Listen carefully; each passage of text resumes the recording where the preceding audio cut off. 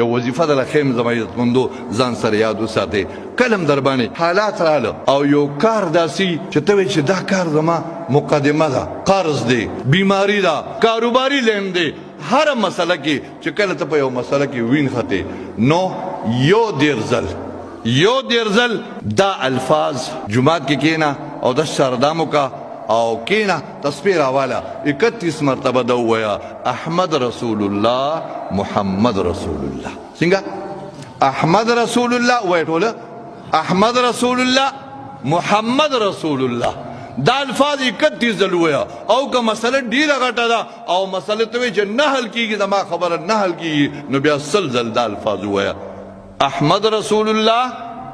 محمد رسول الله او بیا داغه نورستو ویا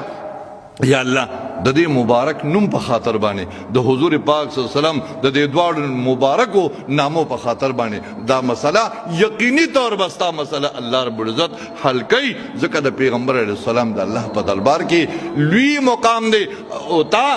د حضور علیه السلام د مبارک نمونه الله ته وسیله کړه دا الفاظ ځان سره یاد کړئ احمد رسول الله